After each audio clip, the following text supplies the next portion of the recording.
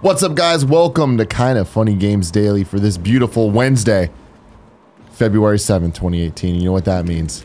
It's What a Wednesday. What a Wednesday? What a Wednesday. Oh, what a Wednesday. What a Wednesday. This is gonna be a Wednesday indeed. I'm Tim Gettys. This is the Rogue One, Gary Whitta. I was just saying to Greg last week how much I've enjoyed hosting with you on the days that you filled in for Greg, and it's been fun. And here we are again. Cosmic ordering. Here we are. I wished.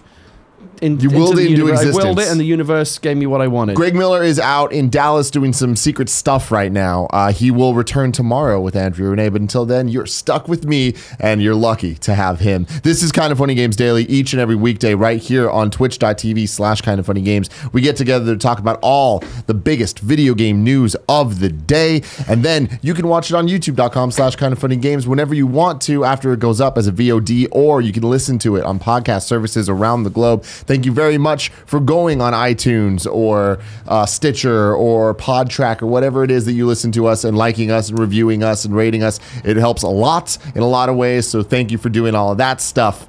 We want you to be part of the show. You can go to kindafunny.com/KFGD to write in your questions, to ask for help with squatting up or any of that stuff. And while we're doing the show, if we get anything wrong, you can go to kindafunny.com/you'rewrong and let us know what we got wrong, and we'll read that at the end of this show to correct ourselves and, try to make the podcast a better place for humanity. Got to correct yourself before you wreck yourself. It's what they say, and that's what they'll always say. Let's begin with what is and forever will be the Roper Report. It's time for some news. We got 5 stories today.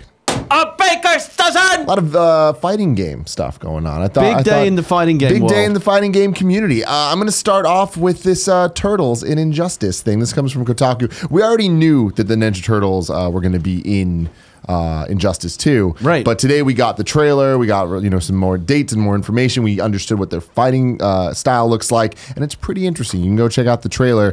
It's on the internet. Was this I know that, like you said, it had been announced that the Turtles were coming. Is this the first time, though, that what they look like in the game had been revealed? In the reveal trailer that they had, it was like a CG cutscene type thing. So we saw them, we saw their look, and it kind of hinted that you might be playing them as a team instead of individually. Right. This is the first time we've seen actual gameplay of what it looks like. And we got a description here. This comes from Kotaku. By far the oddest addition to the Injustice 2 roster, all 4 Teenage Mutant Ninja Turtles will soon join the superpowered fights, leaping in and out of battle to support one another as Ninja Brothers do. Players will select which turtle they want to play using Injustice 2's gear system, equipping one of 4 weapons: bow staff, sai, katana, or nunchucks. Swaps between Donatello, Raphael, Leonardo, and Michelangelo, each with their own unique movesets. In tournament and online modes, where specific loadouts aren't available, players can select each turtle individually. While players will control one brother, the others are integrated into special moves, so they're never truly alone. Leo, Mikey, Raph, and Don join the Injustice 2 lineup on February 13th. That's Valentine's Day Eve. For Fighter Pack 3 or Ultimate Edition owners, and as a standalone DLC purchase on February 20th.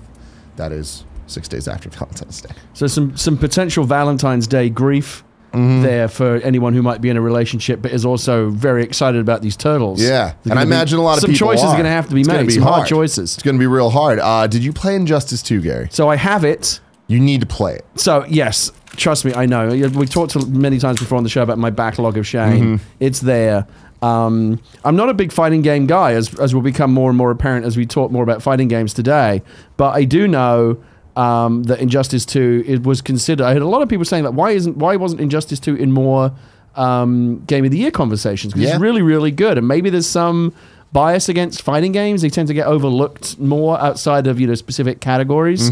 But I was told that this is it has a great story, which you wouldn't think of for a fighting game, necessarily, and it's relatively noob friendly, which again is very much my cup of tea. So for both of those reasons, I've been wanting to play Injustice, so I just haven't got to it yet. I think it will once I get done with Persona sometime in the next 10 years, I will be moving on to Injustice 2. Injustice 2 was I came to it really late in 2017. I played that during our little winter break, and I totally fell in love with it. And then I've talked about it a lot on Gamescast, but the story mode I thought did such a good job of not having that pressure of not knowing which character to choose. Right. Where the storyline kind of like ushers you through a bunch of different characters, and it tells a really cool narrative while also making the gameplay feel relevant to what you're doing. And I enjoyed that a lot. And seeing all the DLC characters they've been adding is interesting. But of course, to me, the Ninja Turtles is such a great reason to get back into it. I love the Ninja Turtles. I don't know anyone that doesn't love the Ninja Turtles. Kevin, you love the Ninja Turtles? Hell yeah, he does. That was just a noise. Do you think that, given that story is a big part of the Injustice games, is there some narrative context for why the Turtles are now getting in the mix? I don't know for sure. If I'm wrong, let me know at kindoffunny.com/you're wrong. I am going to assume that the most story we get from it is what we saw in the cinematic trailer they were released, where there isn't really a reason. There's people fighting in an alley, and they came to Who needs a reason? Protect them. Who needs a reason? The Turtles show up. You don't ask, why Batman. Are you here? Yeah. You're just glad they're here. Which, by the way, this isn't the first time that the DC Universe and Ninja Turtles have combined forces and story. Have you read the recent Batman Ninja Turtles crossover comic? No, I didn't. I didn't even know there was one. Yeah, it was 6 issues long, and there's actually a sequel series that I think is coming out now, currently, another 6 issues, and it is fantastic. Was it adversarial? Was it Batman versus the Turtles? It's what you'd imagine, right? I do not know where my allegiance would lie. It starts that way, and then they end up teaming up, and then it's bad guys versus bad guys, and it's a good time for everyone. Do they fight? Is it revealed that like all the Turtles' mother is named Martha or something? There's not the Martha differences aside. Oh, that would be bad. That would be real bad. But no, it's actually an excellent comic series, and I remember when I first started reading it, it was just more like, oh, this is an odd thing. We'll see how this goes. It's probably going to be kind of corny and generic. And while some of the plot points are a little trite, it was a lot of fun. I wonder if that in any way laid the groundwork for this, or if they're totally separate. There's a very specific matchup, isn't it? Turtles into DC. Yeah, and I think it has a lot to do with Warner Brothers making the game and just like the partnerships they've had in the past. And when it falls with the Turtles, I'm trying to think of who owns them right now. I guess it'd be Paramount Nickelodeon. Are currently making the live action movies. Yeah, because Paramount, Nickelodeon, so that makes sense. But they may just have the movie option. I don't know who owns the underlying Turtles. I think it's Nickelodeon. Okay, which is owned by Paramount. Turn owned by Paramount. Yeah, Viacom. And I don't know where that megalithic corporations falls own down. everything. But then, because there's always been rumors of Rocksteady potentially making a Ninja Turtle game in the style of Batman Arkham Asylum. Which, oh, come on. Are you kidding me? That would be the coolest thing ever. But I think until then, we'll just be getting these kind of like teases and hints. It remains to be seen how it's implemented in the game. Again, based on the past track record of Injustice, I'm sure it will be great. But like, this is one of those rare moments in video game news where like everything's so polarizing these days, right? You can't do anything without someone showing up and telling you why that in fact sucks or is problematic or there's a problem with it in some way. But when they announced the Turtles were coming to this game, people were uniting like, who's going to not like that? Everyone was down with that. Absolutely. Kevin, can you pull that up again? What's he got there? Oh, who owns the rights to the Turtles? The Mirage Group, who owned the Teenage Mutant Ninja Turtles and brought us the all CGI TMNT, has sold the entire global it to property Nickelodeon rights for $60 million. To Nick for That's $60 a sweet deal. million. Yeah, I'm sure they've made that back easy with oh my god, with the movies and the merchandising the toys and everything. Yeah, and they had a hit show. The CG show, the most recent one, was actually really good and very well received. The new cartoon coming out. I mean, it's the knee-jerk reaction. Everyone hates it, but have you seen the stills of this? Rise of the Teenage Mutant Ninja Turtles. Oh, there's a third movie coming? No. It's the new show that they're launching. Animated show? It's 2D animated on Nickelodeon, and they're trying to switch things up and like give the characters different personalities. So Leonardo's not the leader, like he's the cool one, and we'll see how that goes. And yeah, there's the picture there. People aren't thrilled about it, but this is all we've seen so far. I mean, it actually looks kind of like a weird Persona kind of anime take on it. I'm not sure what to make of that.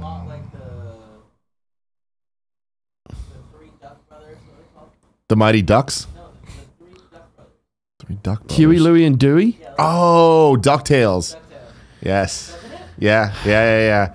Anyway, people are really upset about that. But moving from negative to positive, how's your Persona experience going?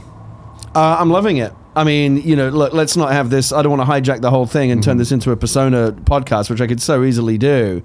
But I'm loving it. Again, it came up in a lot of the Game of the Year conversations, and I remember a lot of people freaking out over the last couple of years about Persona 4 on the Vita, which I never played. And I never really understood what a Persona game was. I was aware that it was like one of these weird kind of Japanese high school drama relationship kind of games. I know that that's a thing, that there's a whole genre of those kind of games. So I never, maybe not for me, but then I managed to scrounge a code for it, and I thought, I'll give it a try. Like, I should at least know what it's all about. And it just got its, I don't know if you've played it, but like it got its claws into me. Man, that's a fun game. How deep are you into it? Like 30 hours, which is not much barely at all. Scratching the surface. No, that's what I'm saying. I'm like, I feel like I'm barely out of the tutorial. The game is, it's almost overwhelming just how much there is. It's just so much stuff. But I'm loving it. I love the combat. I love the storytelling. I love the whole vibe, the aesthetic. I love the fact that it is occasionally just like batshit crazy. Like, what is even going on right now? It's so insane. I love Japan, man. Oh my God. Only in Japan. But I'm really enjoying it. And it's one of those games that I already know that, again, 70 or 80 hours down the line when I'm done, I'll be sad because I really enjoyed all the time I'm spending in that world. You know how when a game gets its claws into you so much that even when you're not playing it, you're thinking about it, and when you're going to get to play it next, I can't wait to go home. That's when you're in deep. Yeah, that's where I'm at right Persona now. 5, man. Yeah. Gotcha. Yeah, I love it. So moving on from the Ninja Turtles Injustice story, we got another big fighting game story. The EVO 2018 lineup has been announced. This comes from EVO's Twitter. This year's EVO World Finals will get underway from August 3rd to 5th in Las Vegas at Mandalay Bay Resort and Casino. EVO has announced which games have made the cut. Tekken 7. Super Smash Bros. 4, it's the Wii U one. Street Fighter 5 Arcade Edition. Blaze Blue, someone let me know. Cross Tag Battle, that's the new one that's not even out yet. Guilty Gear XRD Revision 2. Okay, guys, come on. What's XRD? Crossword? They don't even decide what number it is. I think they deliberately now make the names of these games so obnoxious. Yeah. It's almost like a shibboleth to kind of like sort people like us out from people that really know the fighting games. This is our thing. If you can't even pronounce the name of the game, you're probably not a true believer. Yeah, and then there's the Injustice 2. Injustice 2, he doesn't like it. Yeah. Super Smash Bros. And then Melee. Smash Bros. Melee still in the game after like 15 years. Seeing two Smash Which one Bros. is Melee? Melee's the GameCube so one. So that's all-time classic. classic. That's the most loved. That's the classic. Right. That's the one that... That's considered like the granddaddy of them all. Granddaddy of them all, especially in the fighting game community. And that's kind of shifted over the last couple years to the Wii U version, where there's now there is this very split fan base between who, like, the people that have moved on from Melee to the Wii U, the people that just stayed back in Melee, or there's a lot of people that still do both. Still compete. Well, it says a lot about the appeal of it, that even though there's another more recent, like the current one, the Wii U one is still the current one because we don't have a Switch version yet. Even though that's on the roster, they still make a slot for the older version of the game. And people love watching Melee, even like 15 years down the line. Like that's definitely one of their headliners every year, and people get really stoked about seeing the finals for that. So that makes a lot of sense to me. And then Dragon Ball FighterZ, the just released game. So we got 3. So it's not Dragon Ball FighterZ Z? Is it Fighters? I think it's Fighters. I think it's Fighter Z. I'm going to say Fighter Z. Because we've gotten shit. Greg's gotten shit before for saying that. So I think it's just Dragon Ball FighterZ. We tried playing that game yesterday. That's relatively new, right? That just came out like a week ago. I mean, again, not my kind of game, but I saw a trailer. And it looked great. Like there were some of the special moves and the combos. Yeah. It kind of goes into like a cinematic mode where it almost feels like you're watching the anime.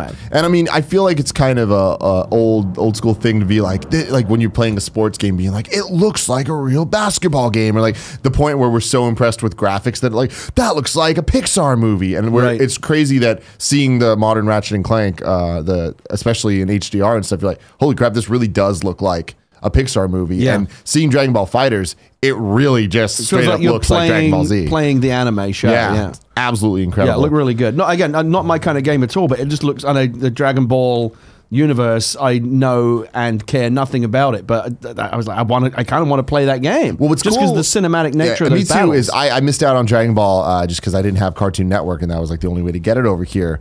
But I obviously understand why people like it, and that there is a huge fan base for it. But what I think is really incredible is it's not only just the Dragon Ball Z fans that are latching onto this game. It's not just the fighting game community latching onto this game. It's the people that are like, this just looks really cool and it's so polished that I want to give it a shot. It looks great. A lot of the Giant Bomb guys are not Dragon Ball people at all, and like some of them aren't even fighting game guys, but I saw a lot of them being like, hey, I'm really into this game. Like, what's going on? And then like Dan Reichert posted a picture of a bunch of Blu-rays that he bought of Dragon Ball Z. He's like, I'm in.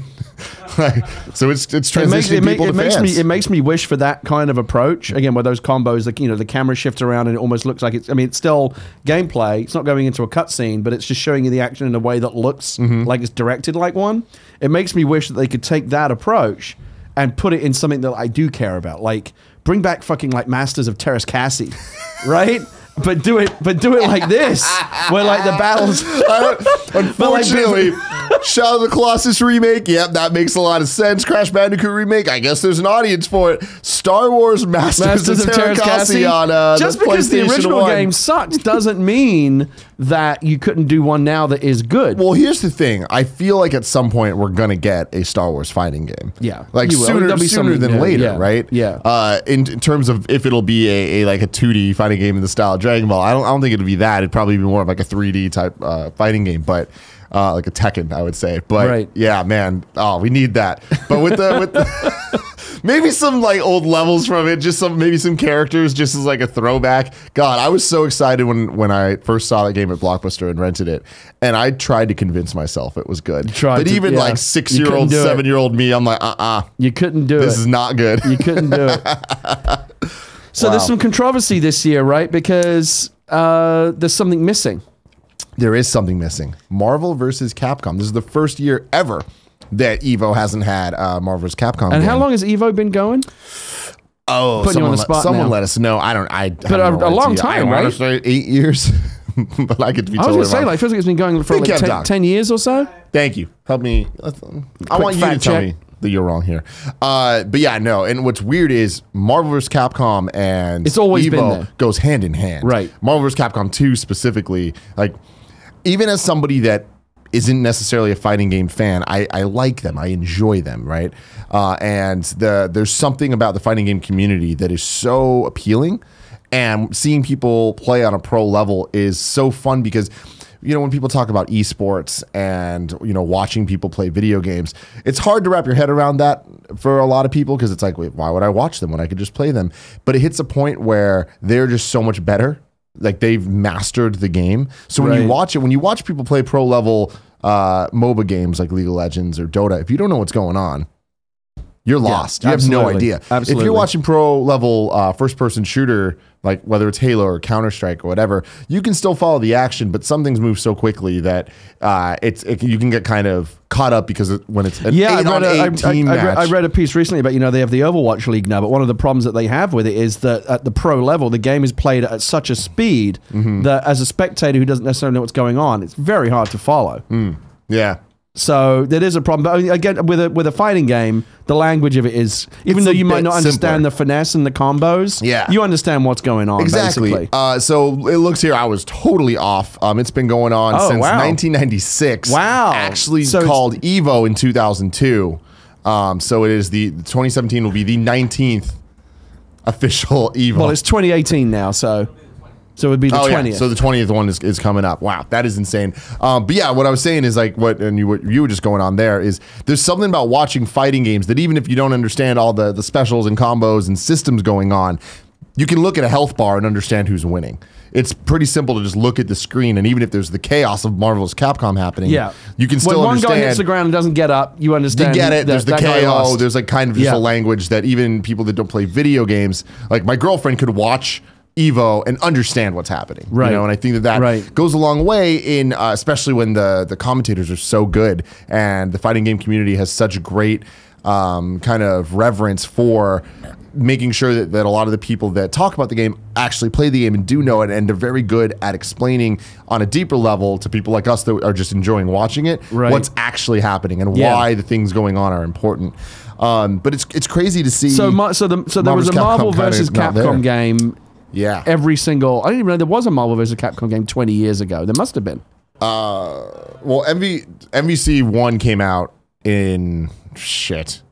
Look it up, Kev. I want to say 90... So here's the first one, 1996. And yeah, obviously Street Fighter 2 is another one that goes way, way back. Right. So these are all different variations on Street Fighter. But to me, EVO, with just my knowledge of it, Street Fighter 2, Marvel vs. Capcom 2, and Smash Bros. Melee are the those are considered like those are the things that I think made it mainstream. Those are the things that a lot of people tune in for on IGN. That like because I remember when we would cover EVO every year at IGN, like I got to see the views of things coming through, and the finals for those games were always the ones that even just kind of casual site visitors would still watch. So it looks like here, 1996, you can go all the way back to Marvel versus Street Fighter. Yeah, well, that was different though. It was Marvel versus Capcom. And then Marvel versus Capcom is 98. Where's MVC2? On PlayStation, in the year 2000. on the first PlayStation, that was the first one. MVC2 was the real big competitive one. So why? Okay, so why not this year? Have they said why? So Marvel vs. Capcom Infinite is what would have been. That's the current generation. That's the one that just came out last year. Okay, and it had a lot of issues. It launched really content light, very similar to when Street Fighter V came out. And the graphics were kind of like not up to par. They tried fixing it a little bit. It still didn't totally go there. And even though people really enjoyed the gameplay, there was just a lot of missteps with it. We have a writer, Jack Walke, who wrote in and says, "Sup, dudes? I'll keep this short. EVO 2018 announced its lineup of games, and there I wonder what your thoughts are on the exclusion of Marvel vs. Capcom Infinite. This is the first EVO with no Marvel game. I know that you guys are not the biggest fans or followers of the fighting game community, so you might not have the super strong opinions either way, but I figured I'd bring it up. A lot of talk online is trying to cast blame on Capcom for shipping a game out to dry, or on Marvel for forcing out characters from the MVC series and having heavy influence on an MCU art style. Also interesting, BlazBlue, pronounced BlazeBlue. It is BlazeBlue. There you go. Cross-tag battle will be at EVO and the game isn't even released. Keep up the good work, friends. That is interesting. So two interesting points. Yeah. The Marvel thing, so that's another bit that people were really upset about with Marvel vs. Capcom Infinite. Part of that game's legacy is how deep the roster went with kind of obscure characters, and specifically MVC2 coming out in the year 2000, kind of capitalizing on a lot of the more popular X-Men like Gambit and characters like Venom at the time that were really hot in the 90s. We've kind of moved on to MVC3 and then now MVC Infinite, a lot of that was shed. And when you look at the roster of this, it's a very Marvel Cinematic Universe roster. No X-Men. Wolverine's not in it. What? Yeah, Black Widow is DLC coming out. And it's like, that seems interesting. Like out of all the Marvel characters with fighting styles, like, no Wolverine. How can you not have Wolverine in a Marvel fighting game? Because there's a lot of decisions being made in trying to promote movies and trying to promote an aesthetic against gameplay styles, and so a lot of people have revolted against that. I guess, but if you look at like Lego Marvel superheroes, that clearly has an MCU aesthetic, but that doesn't mean you can't. They still have all the characters. Yeah, and I mean, what's crazy is we've seen this not just in video games, but in comic books as well, where the X-Men's kind of a unique thing because they still do have a lot of great ongoing series, but like Fantastic Four was just completely ran out of existence essentially because Marvel realizes like, why would they promote these characters that they're not making the movies for, right? That they're not owning it outright, and now things are obviously going to change. What? What is going on? Yeah, I do think that a lot of that goes into why Marvel vs. Capcom Infinite isn't at EVO, but I also just think it's a sign of like there is a lot of other games, and we see a lot of the I always get this wrong, Arc System Works, I think it is, games coming to light here with BlazBlue, Cross Tag Battle, Guilty Gear, Xrd, Rev 2, and Dragon Ball Fighters. Like there is this great kind of upbringing, so it's not just the Capcom fighting games versus the versus Tekken, essentially, and Smash Bros. So it's cool stuff. Let us know what you're excited to see at EVO 2018. And I'm sorry if real actual fighting game fans found this very hard to listen to. Like rolling their eyes. Yeah, these guys don't know anything. All this noob talk. But I'm going to try watching a bit of E because it's all on Twitch and it's YouTube, all on right? Twitch, and it's awesome. Everybody that I've ever talked to that has been there is like, it's the best thing to go to. It's the best gaming event to be at because it's just a huge party. It's super fun, and it's just a very positive environment, and everyone is just there to have a good time. Do you have anyone on the kind of funny crew who is like the resident fighting game expert? No, definitely not expert. I think me and Andy are probably the closest people that like just enjoy playing the games. Andy is deeper into actually watching stuff. Like Andy watches EVO. Right. Yeah, so I just tune into like Smash Bros. Finals and stuff. So I'm very, very, very casual with it. But yeah. Where's Mortal Kombat these days as a franchise? Well, so Mortal Kombat 10 came out a couple of years ago. Yeah, and that I remember was that one. By NetherRealm, the same people that made Injustice 2. Right. So they're kind of doing a switch off between Mortal Kombat Injustice, Mortal Kombat, at least it seems. Yeah. So we're due for a new Mortal Kombat game. Definitely. Next news story. This comes from Press Start. Metroid Prime 4 and Ridge Racer rumors. Yeah! Why? Those together, that's a weird thing. Earlier today, a YouTuber posted a video claiming that they'd come across a LinkedIn profile of a Namco Bandai Singapore developer that had listed the fact that they were working on an unannounced game that was labeled as a first-person shooter/adventure exclusive to the Nintendo Switch, as well as Ridge Racer 8 as a Switch exclusive. Now, the first-person shooter/adventure could not be Metroid, but rumors have been swirling since his announcement from well-known Nintendo insiders that Prime 4 is being developed by Bandai Namco. At this point, if it's not, it's going to be utterly shocking because there's been so many rumors pointing that way. Also, there's never really been a game that people have described as a first-person shooter adventure in that way that isn't Metroid, except for things like BioShock, and even that's not going to be exclusive to the Nintendo Switch. While the profile of the dev was not posted in the video, I've tracked it down and can confirm that it's a legitimate profile with 20 years experience across a number of reputable publishers. The LinkedIn profile went on to say, in terms of things that they've done, concept design, created many design concepts in order to meet Nintendo's exacting requirements, VIP presentation, regularly presented pitches, storyboards, design directives, and gameplay to both Nintendo headquarters and Bandai Namco Entertainment Group. I did some further digging across Namco Bandai Singapore employees, and it's interesting to note that quite a lot of them have come over from Lucasfilm after the cancellation of Star Wars 1313. It's also worth noting that quite a lot of them use wording like working on a well-known unannounced IP or an exciting unannounced IP in their experience. Is Ridge Racer something? I mean, I get Metroid. Is Ridge Racer something people still care about? Fucking awesome. So to talk about Ridge Racer before we go into the Metroid stuff, it's funny because a lot of people associate the game with PlayStation platforms. Yeah, well, I still remember. I mean, that terrible PlayStation 3 launch, and Ridge Racer, right? Oh my god! And that turned into a joke. That's right, man. That was a meme. Always be remembered for that E3. But yeah, people associated with it because of that. But really, and a lot of people are like, oh, there's no way they'll make Ridge Racer exclusive on Switch. Ridge Racer in the past couple of years has oddly been exclusive on different systems. There's been an exclusive one on DS, an exclusive one on Xbox. Like, so this wouldn't be unprecedented. It's just kind of like a free agent franchise that just floats around. It just kind of goes around in weird exclusive ways. Like I feel like that's kind of unique. Like most other games don't do that. Ridge Racer 8, it's been a while since we got a Ridge Racer game. I love them personally. They've had some duds for sure, especially in recent years. I loved the one on PSP. I played the hell out of it. There's something about it. I can't get into the simulation racer games. It's just too much for me. The Gran Turismos. What is it about? I mean, what's in the world of all the various different driving and racing game franchises you got out there? What is Ridge Racer's thing? Because drifting is the thing. Okay, it's drifting in a way that is so dumbed down that it makes I love it when it's easy to drift. It makes you feel like a badass. Like, essentially, Ridge Racer is Mario Kart, but instead of, cartoony graphics and stuff, it looks a bit more real, but the car functions in the same way. Was it meant to be like an Initial D kind of thing? Is that what they were going for?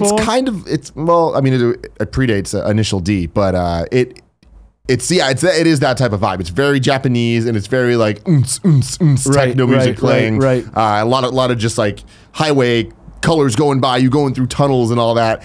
It's a lot of fun. It's kind of like a shut your brain off and go. Who doesn't like drifting? That's the thing. It's always awesome, man. And it makes you feel like you're in a Fast and Furious movie, and it makes you feel like you're in control of what you're doing, even though really your car's sideways more than it is going straight. And there's something really fascinating about that. You play a lot of Ridge Racer, Kev? Yep. On the PSP. PSP, man. That's great. Would you be excited about playing it on Switch? Extremely. What was the last version? Check it out, Kev. What was the last time Ridge Racer was out there? Ridge Racer 7, right? Was it PS3? Thanks, Kev. Yeah. I actually think it was Ridge Racer 7 on PS3. But fact check that for me, please. Well, the drifting is cool. I mean, I like that. If I'm being honest, if Nintendo's going to bring something back, I'd honestly rather they bring back F-Zero. Well, so this wouldn't be that Nintendo bringing it back. This is Bandai just releasing a game on Switch. Right. So but when I'm thinking about like driving games on the Switch, my mind goes to on Nintendo platforms. I go to F-Zero, and I got to say, you're going to hate me for this, but you know what else I'd like to see him bring back? Diddy Kong Racing? The VW racing game on the N64? Cruisin' USA. Cruisin' USA. Oh my god, I don't hate you for that at all. Because look, it sucked, right? But you know what I need more of in my driving game? I need more shit like Outrun, like just driving down the coast with the wind in your hair. I'm with you, changing the radio station. Magical sound shower. Oh my god, I love that you know the name of the song.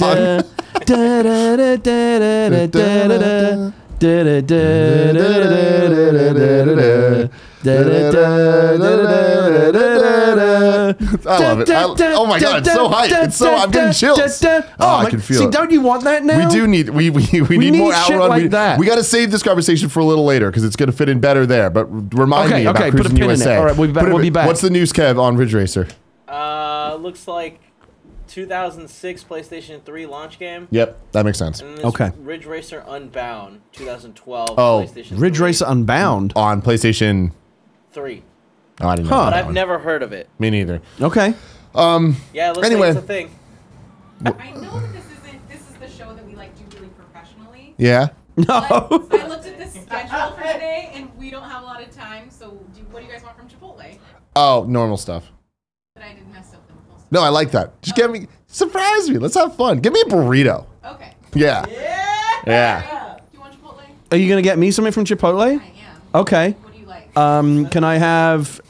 Do they have enchiladas? No. Do they have burritos and burrito bowls and tacos? I'll have some tacos. Okay. What kind? Steak. They have chicken. They have barbacoa. They have. What's barbacoa again? It's like a spicy beef. I'll try that. I'll have some barbacoa tacos. Give me a barbacoa burrito. Okay. Living on the edge today. How do you feel about salsa? I like it. Hotter the better. Hot. Okay. Sour cream cheese. Guac. Surprise me. Yeah, all of it. Loaded up. That's fantastic. Thank you. Metroid Prime 4, though, at this point, I'm pretty sure it will be Bandai Namco working with, or Namco Bandai, whatever they are nowadays, working with Nintendo to make the game. And what excites me about this, well, there's two things. Before I get to what excites me, what interests me is it sounds like this is a newer team, this Namco Bandai Singapore, that they haven't, as a team, made many games. And that sounds like something to worry about when you're talking about Metroid Prime, which should be a huge game. But you think back to it, Retro Studios, a new studio when they first made Metroid Prime 1. So give Nintendo the benefit of the doubt there. What excites me, though, is that a lot of the team comes over from Lucasfilm after the cancellation of Star Wars 1313.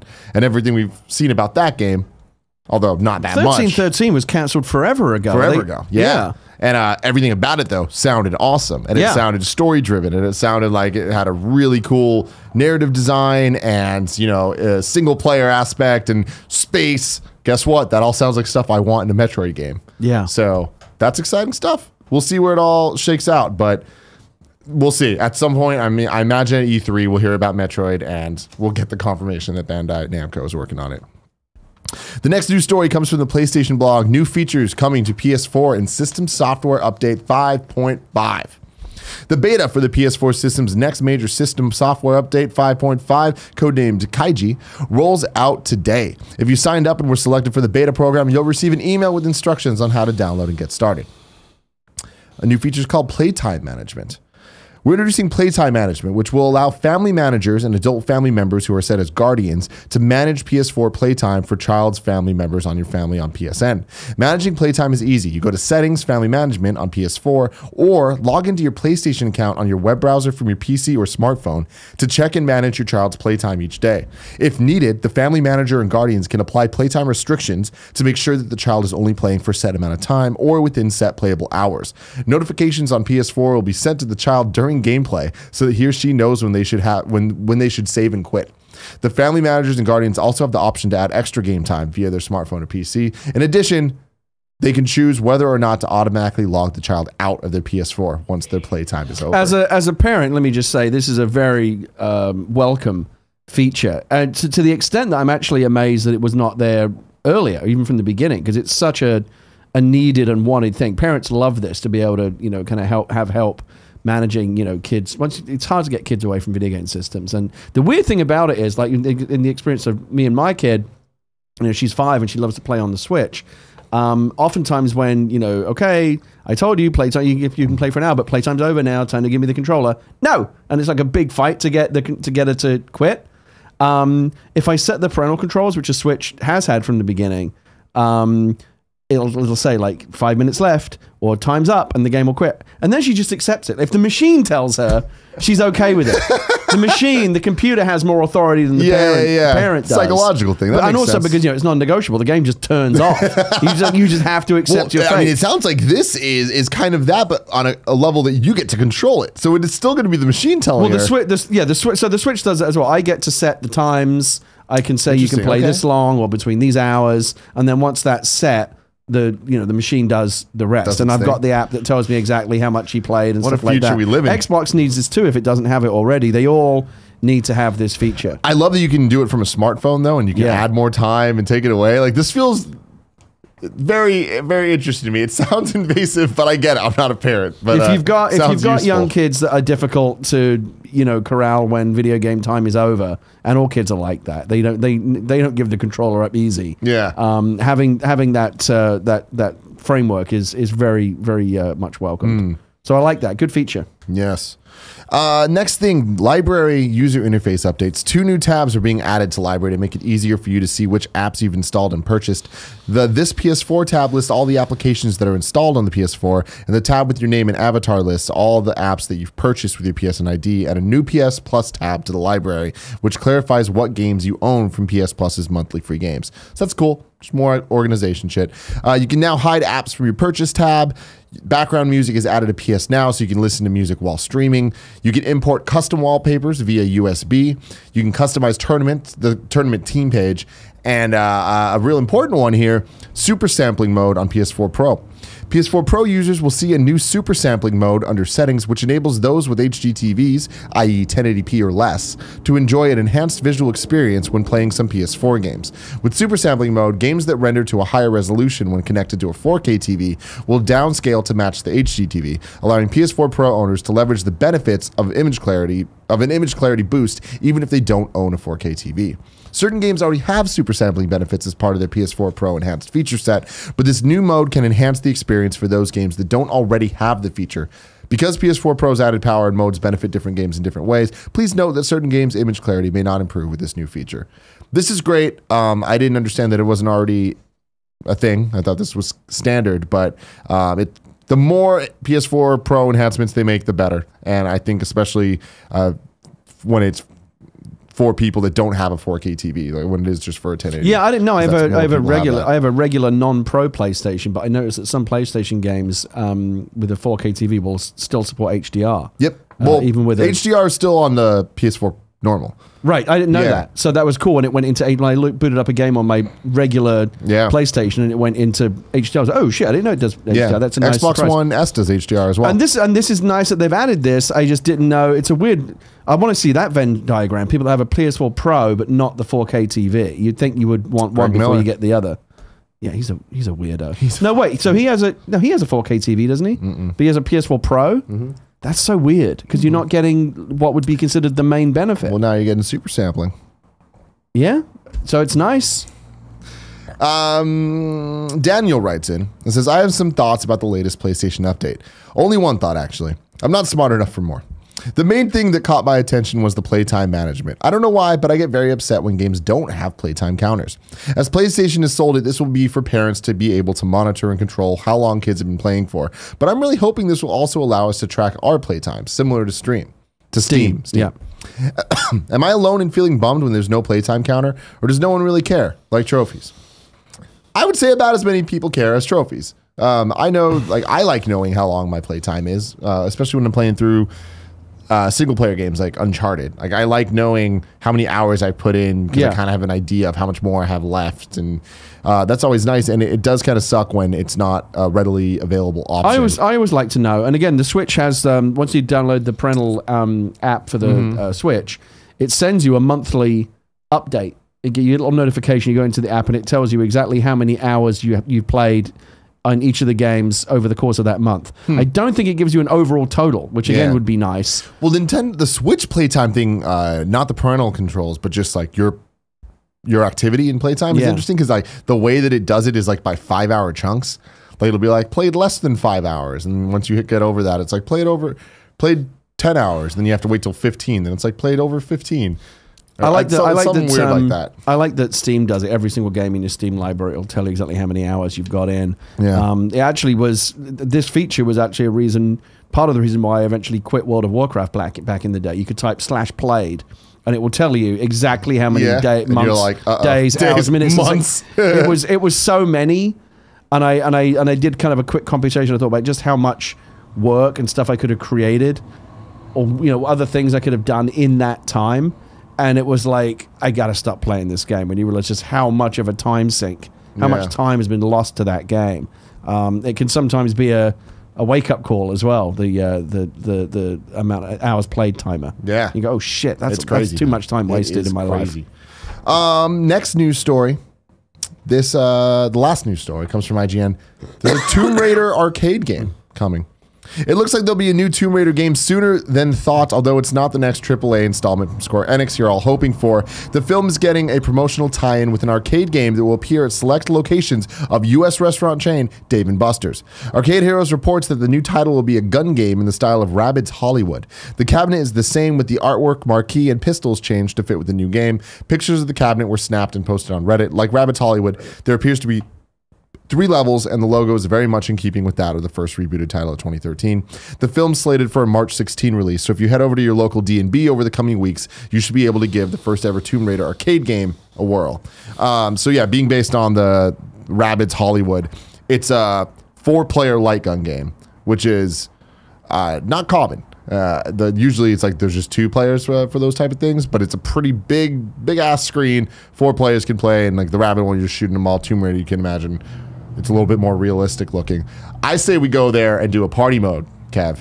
Fuck yeah! The 4 of us playing at once. That could be a lot of fun. But whatever. The reason I wanted to bring this up was to talk about arcade games, and there you go, Cruis'n USA. I see. Okay. Fantastic arcade game, and a fun fact you might not know, Mr. Gary Whitta. What is that? There's another Cruis'n game out right now that came out last year called Cruis'n Blast. Well, I remember Cruis'n World, which came so after there was Cruis'n USA, and then Cruis'n World, Yeah. and then Cruis'n Exotica. Oh shit! All 3 of those were in the arcades. I didn't know about any of this. Oh, they were fantastic. And there's a new one? They all have equal theme songs. Remember the Cruis'n? That's it. Everyone has that. But there's a new one now, arcade exclusive, Cruis'n Blast. Okay. And they have it in Dave & Buster's. Is it any good? It's as good as the other ones were.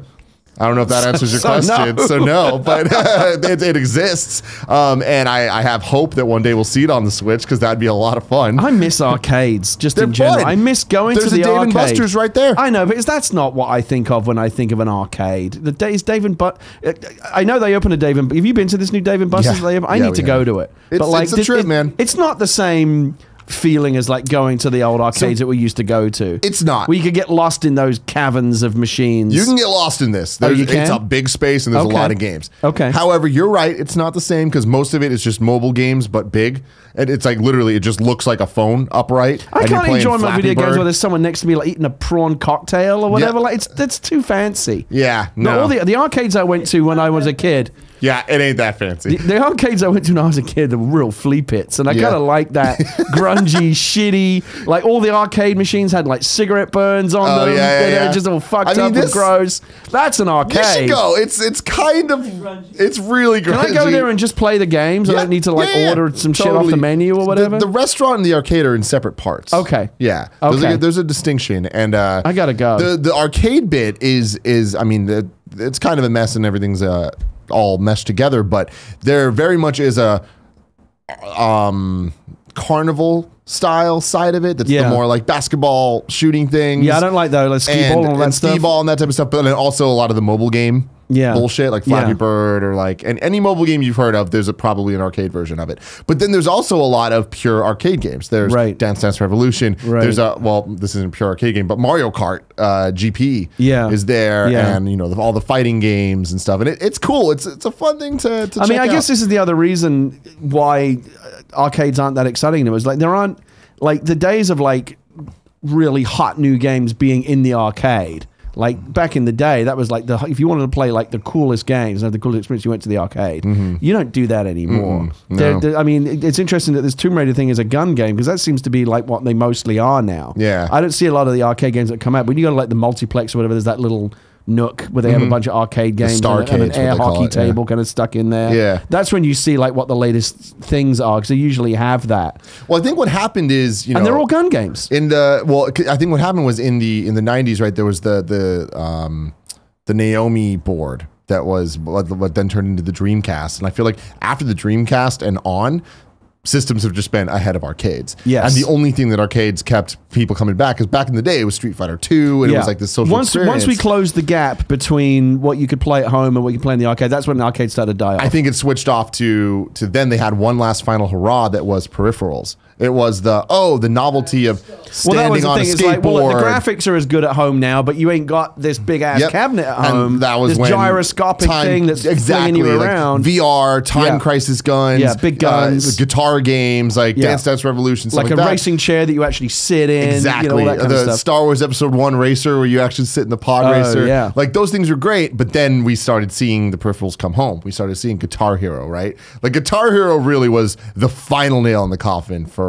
arcades, I think. Well, sure, but you still can't get something like the experience of playing like Star Wars Battle Pod at home. You're not going to get that. Well, you can with PlayStation VR, right?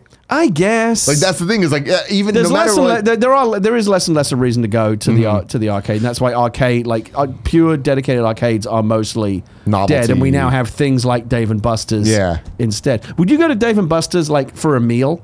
Would you go there to eat? We did, and man, who am I talking to? It was I a bad call. It was a very bad call. Nick got food poisoning. And seriously, I think. Yeah, here's the thing. He did not get food poisoning. Nick ate there, came here, and threw up everywhere.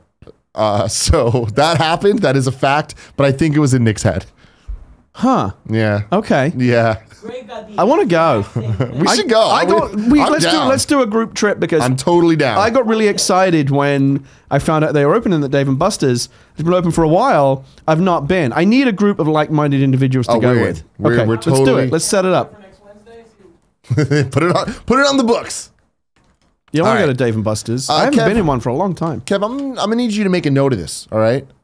We're going to switch into the official list of upcoming software across each and every platform as listed by the Kind of Funny Games Daily Show host each and every weekday. But this segment is actually brought to you by Pro Flowers and Sherry's Berries. You know who I love? Gia Harris. You know what she loves? Flowers. You know what I love? Berries. I don't know why Greg wrote this like this. He's such a weirdo. But the point is, Gary, Pro Flowers, Sherry's Berries, they're combining forces to make your Valentine's Day and your loved one's Valentine's Days way, way, way better. Go ahead and think inside the box this Valentine's Day. This really is a one-of-a-kind gift. Your flowers and dipped strawberries will arrive together in a beautiful, specially designed box that'll keep your flowers fresh and your berries cold, guaranteed. Right now, my listeners can save 20% on any one of their perfectly paired combinations or any other gift over $29 with the promo code KF. Andrea loves these so much that she guilted Greg into getting more. Have you seen the fridge? No. Filled with berries. Filled with chocolate-covered berries? So many chocolate-covered berries. Take them home. Have as many as you want. They are fantastic. You know who actually might love those? My kid. My kid loves strawberries, and she loves chocolate. Well, there you go. Strawberry. Sherry's berries sound like they're for her. All right. Hurry and order today. Valentine's Day is next week. There's only one way to get 20% off a perfectly paired gift over $29, featuring beautiful blooms from Pro Flowers and freshly dipped strawberries. So you're getting the berries and the flowers. What a perfectly paired deal. Visit proflowers.com and enter code KF at checkout. That's proflowers.com, code KF. All right, out today. Little Triangle on Xbox One. Don't know what that is. No idea. Pinstripe on Xbox One. Don't know what that is. Me neither.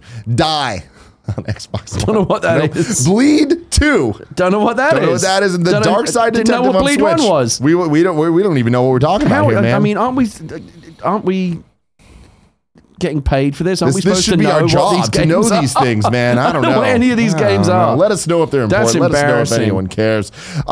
New dates. Owlboy is coming physically to Switch and PlayStation 4 on May 29th.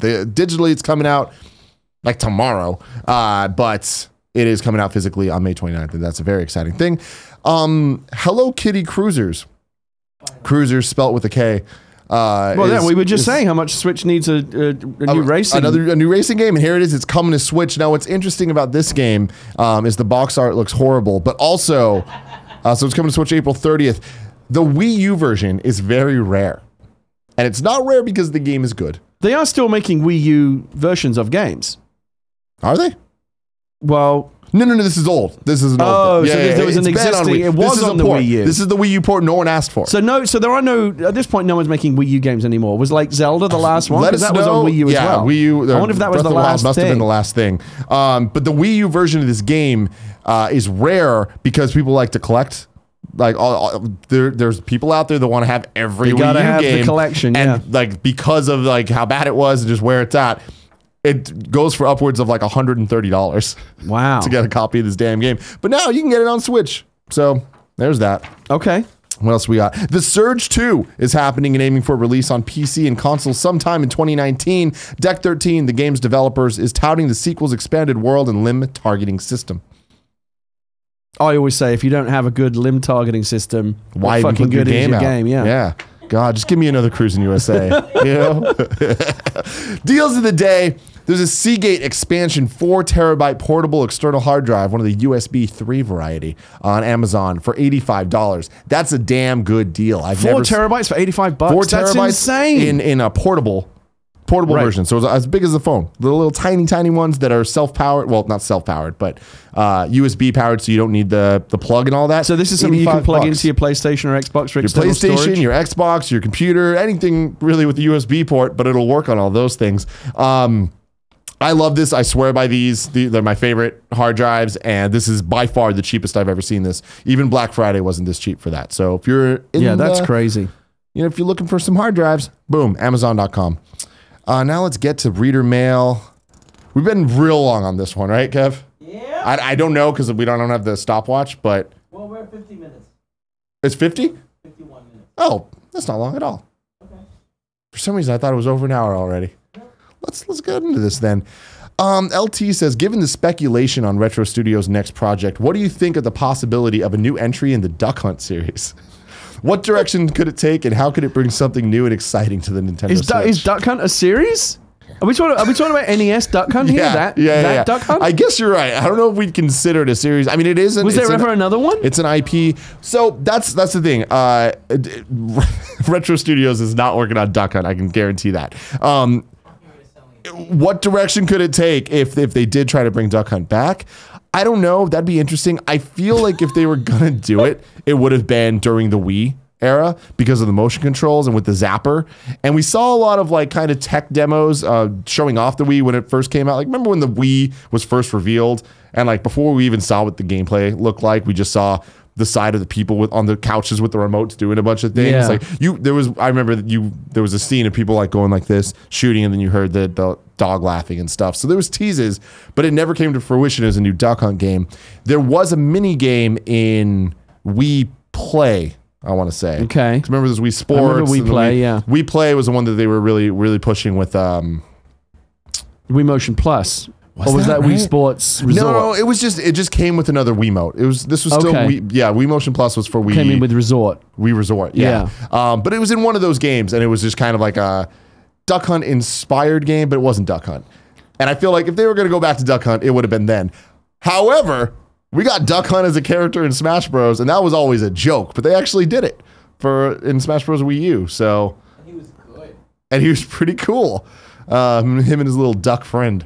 But how would this even work? I don't know. I mean, the Joy-Cons do have motion controls. Right, but then you have to buy some other plastic shit that nobody wants that anymore. Turn it on its side. Yeah, Nintendo Labo. Maybe Nintendo Labo. Oh, yeah. Okay. No, yeah, you can build your own. Yeah, build your zapper. Build your own rifle. Well, all right. So we have the NES Classic, and that's a hit, right? Yeah. That was the SNES Classic. Yeah. Zapper Classic. Let's bring it out. There's a nostalgia there. That gun is... There was Hogan's Alley. Good games. Yeah, there wasn't many, Kev. There wasn't many. There was what was the Wild West one? I don't know. There was one where there was like a shooting, like you were in like... Was that Hogan's Alley? I don't even know what Hogan's Alley is. I just know that... No, I don't think that's right. Well, hey, I'd be super hyped if they announced Duck Hunt 2. But alas, I don't think that that's a possibility. At least not a likelihood. Let's see... Yeah, Hogan's Alley is more of like a urban, like a crime thing, right? Like gangsters. Yeah, that's what I remember. Yeah, gangster shit. But I feel like that there was a Wild West one as well. I think I always assumed this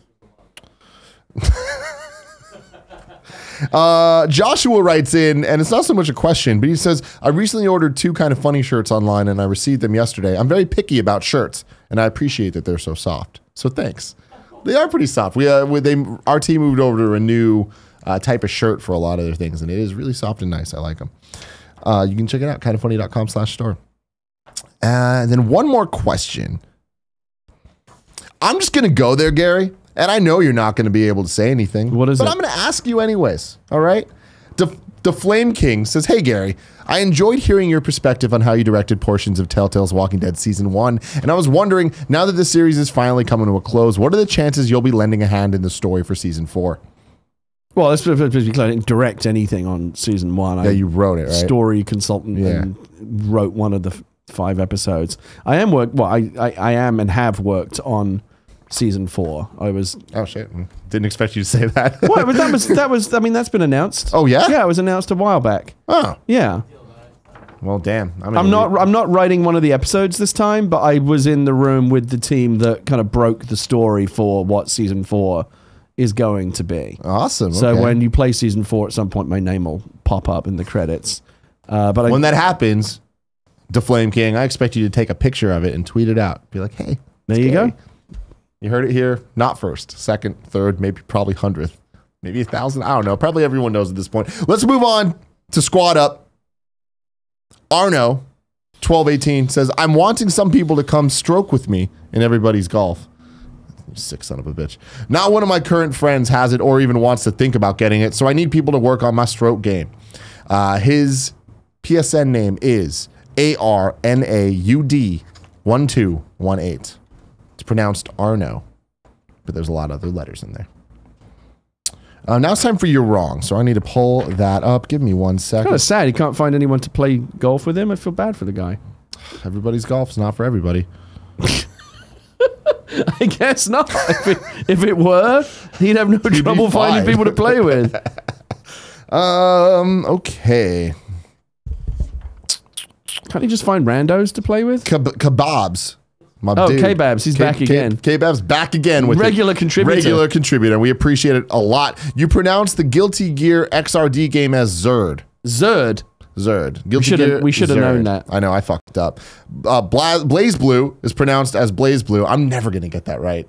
And Dragon Ball Fighters is Fighters, like it's in the 90s. So not Fighter Z, it's Fighters. Oh, it was because they capitalized the Z. That's what threw me off. And so all these fighting games are deliberately named to throw you off. Crazy shit. Yeah, it's... Don't even get me started about Final Fantasy or Dissidia Final Fantasy Prologus or whatever the hell it was on PSP. I'm telling you, it's meant to weed out people that don't. It's like, this is the smart. German 3. It's very smart. Yeah. And he says also all 3 are Arc System Works games. They seem to have a habit for this. Yeah, and I was saying that earlier. I for some reason not only don't know how to say any of their game names, I always forget what their name is. Arc System Works, and you get better about that. I always say Arc Softworks. It feels right to me. I'm one of the. You know what you guys need? Kind of funny is a good old fashioned fighting game tournament, like in house. You should do one. we did a video once of us doing a tournament of Tekken 7, and that didn't. Kevin did win. Yeah, the only fighting game that we're at all competent in is Smash Brothers. Okay. Yeah. Otherwise, it's just Nick spamming Hadoukens in Street Fighter. Yeah. And Kevin just making a lot of noises. I took part in a giant bomb Mortal Kombat tournament a few years ago that I think Jeff Gersman ended up winning it. He's good. But it was really a lot of fun. And we did it like it was all done in the style of all of the kayfabe was baked into it. There was a lot of bullshit posturing going off, behind the scenes. I love it. A lot of kind of bring it in. Yeah. And then we would come in and actually play. It was fun. You should do something like that. Yeah, I'm in. We should do it for the Kind of Funny World Championship. Mark Hutchins says doesn't seem to be a new storyline with Ninja Turtles and Injustice. They just show new up. Characters to play as.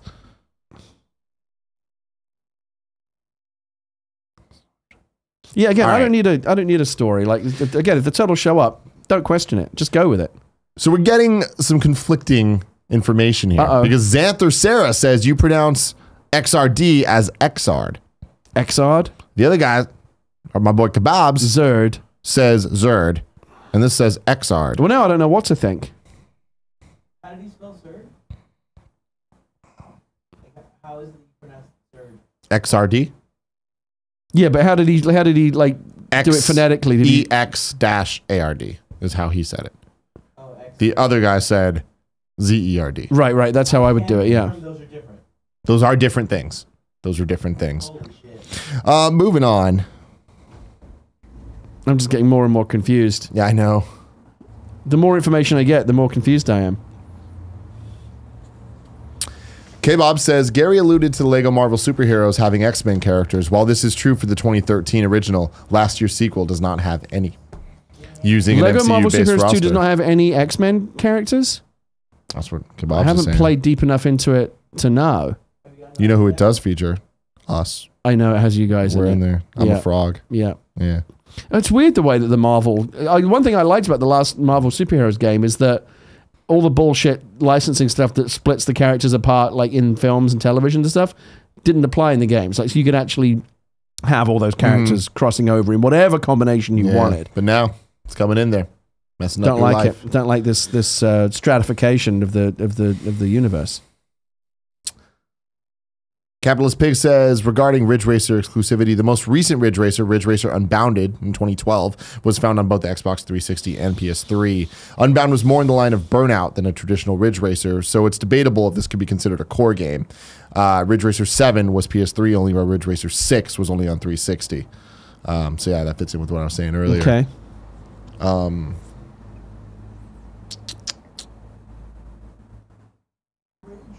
Closp says, not so much you're wrong, but a caveat you should add. Evo has the habit of announcing one last game at a later date. So Marvel's Capcom will likely still be there. Interesting. He reaffirms that it's pronounced Xard. See, this is what's keeping me away from finding. If I don't even know how to pronounce the game, how am I going to play it? I don't know, man. The community's split between Fighters and Fighter Z. No wonder there's such discord in the online fighting game community. They can't even agree on how to say the names of the games. What? No developers who would not reach out and find out if it's Spider Seed. I don't. There's got to be some definitive judgment. I feel like they wouldn't even know. The line must be drawn somewhere.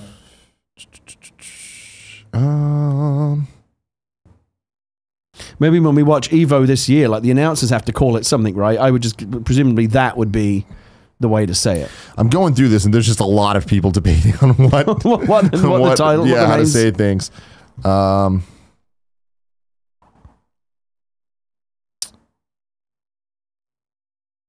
I said that I think that Owlboy comes out tomorrow on Switch offhandedly. That's wrong. Owlboy comes out next week on the 13th. Okay. Capitalist do Pig this says, all over again. regarding Wii U releases, the Wii U has had releases as recent as February 2018 for minor titles. The last major title was Just Dance 2018 in October. Okay. Because I remember the PlayStation 2, that had such a massive install base that they were still putting out games for that years after it was done. Did they ever stop? I don't know. I don't think they have. It's slowed down for sure. It just sounds like a crazy thing to even ask, but I don't even know. I mean, again, there were so many machines. Are they still making PlayStation 2 games? I can't believe they are. Not at this point. Yeah, I don't know. But like Brazil, man, they buy those things up. But like the FIFA ports and stuff like that, they were going. I remember they were still doing PlayStation 2, long after the system was considered obsolete, because there were just so many still in people's living rooms and bedrooms and what have you. Bathrooms. I mean, why They're not? everywhere. Why They're not? everywhere. They're everywhere. Capitalist Pig says the NES Zapper West game, Wild West, was called Wild Gunman. Okay. The arcade cabinet of this was featured in Back to the Future 2. Yeah, that's why I'm thinking about it. You got to play with your hands. It's like a baby's toy. Game. Yeah. That's what I was thinking. Shinizi says Duck Hunt was released on the Virtual Console for Wii U that was played using a Wiimote and meant to be played with a Zapper attachment. Interesting. You know what they should bring back? Rob. No. See, no, it was terrible, wasn't it? It was real bad. It was really bad. Yeah, he was the bad guy in Super Smash Brothers Brawl. I never. And then he came the good guy because that's how that happens. I always knew it was a gimmick, but I remember watching a video I think it was like Angry Video Game Nerd or whatever did an episode on it one time where I actually saw what it meant to play with the ROB, and it was terrible. Yeah. Like how, like it was so bad it made me wonder. So there was only 2 games, right? Gyromite and what was the other one? Stack Up. Yes. The only 2 games.